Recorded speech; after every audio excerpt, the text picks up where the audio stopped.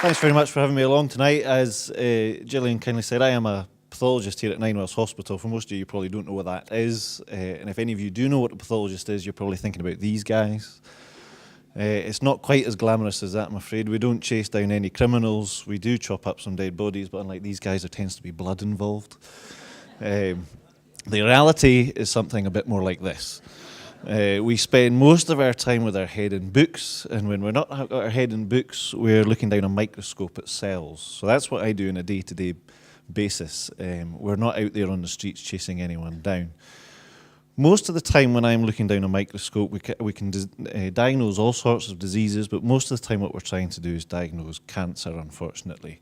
The job is interesting. This is an eyeball with a melanoma inside it, so we get to see all sorts of bizarre things and very difficult things. It keeps the job interesting and it keeps me motivated to do it. One of the reasons I can do it is that diagnosing that sort of thing all day long, I don't have to go and meet the patients.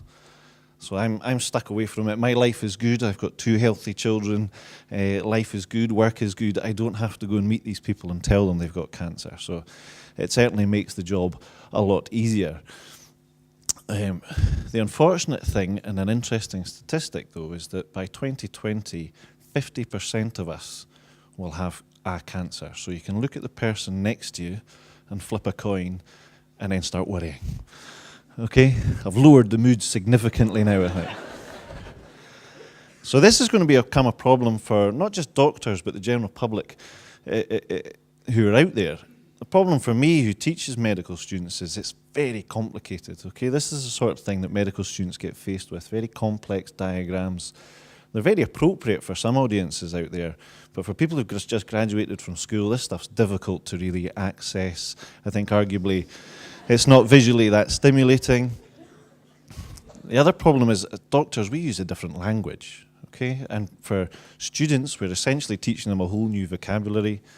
The goalposts change all the time. Every year there are over 100,000 new scientific papers that are talking about cancer. Okay, so I struggle to keep up with this. The students are going to find it really difficult. Further level of complexity, no 2 cancers are the same. You can have cancers of every cell in your body. To my knowledge, the only cell that hasn't been affected by cancer is in the lens of the eye. Okay, so there are hundreds of different cancers out there. In the salivary glands, there are over 50 alone.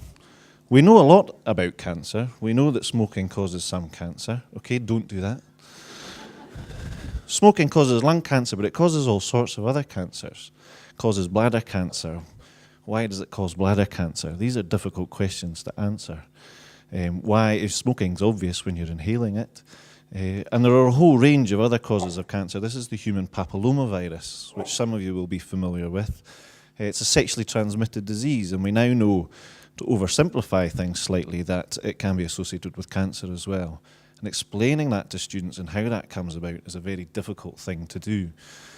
This is from a famous series of photographs by Gerd Ludwig. These are survivals of the Chernobyl disaster. Okay, so these people were exposed to huge levels of radiation, but for some reason they didn't all get cancer. It was a big, big surprise when they followed these patients up. Those that did get cancer got only one type of cancer largely. That was cancers of the neck. So things are starting to get very complicated. And then we got this in the press a couple of weeks ago. So you can't smoke, you can't have sex, you can't have your bacon roll in the morning, but if a nuclear bomb goes off, it's not that bad.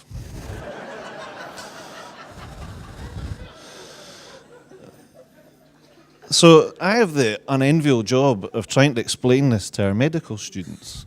And I feel sorry for them. There's a huge amount for them to learn in a very short period of time, and it changes constantly. Okay, so by the time they've finished teaching in 1 year, there is more for them to learn. They've got to constantly keep up the pace with this sort of thing. But more importantly, there's patients out there who are affected by cancer, I think. And one of the difficulties for them is I think it's easier to cope with a disease or an illness if you can understand that disease or illness. And understanding cancer is a very difficult thing to do. I think people who come face to face with the demon, if you like, can understand it a lot better. It's not for everyone. But one of the ways I think in which we can do this is to use art and design to illustrate things in a much more understandable way. Medical history is riddled with artists. Okay, this is not a new concept. I'm not trying to brand this as anything new. We've been doing it for hundreds of years. We've probably just forgotten. And I think the unfortunate thing is my subject especially is incredibly visual. Everything I do involves looking down a microscope and interpreting shapes, interpreting colours and shades. But for some reason, the way we teach is using textbooks, black and white text, and boring lectures, okay? No blame on me, hopefully. So I've been working with a medical illustrator in Ninewells Hospital to try and explain how we do these things a bit better. So this is an illustration of what goes on in a pathology laboratory. This is for students, and it's just a nice graphic representation of what goes on. Instead of spending an hour talking about it, they can look at this. It gives them a visual aid to remember what goes on. Instead of that very complex diagram that I showed you at the start of the presentation, this is a much more simplified version of that. And working with a medical illustrator, we can take things in and out of this, and we can use this in a sequence. So we have a series of 5 or 6 of these where we increase the level of complexity. So it's just using things in a much more engaging way. This is a still image from one of the masters in medical art who studied here last year, Adriana Lippi. This is a still from a 3-minute animation she produced. It was brilliant. It far exceeded anything I thought she would be able to produce. It basically got across everything I used to do in 3 lectures in about 3 minutes. It was fantastic. Then the final thing is we have a collection in Ninewells of 200 or 300 specimens covering all sorts of diseases. It is slightly morbid, I know, but it is a fantastic resource for teaching and learning. At the moment it's sitting in a cupboard. So if anyone out there has any ideas to display that in a better way, I'd welcome that, and please approach me if you do have any. Oh, sorry. Oh, it was a heart. Yeah. I was just, sorry, you're just meant to guess.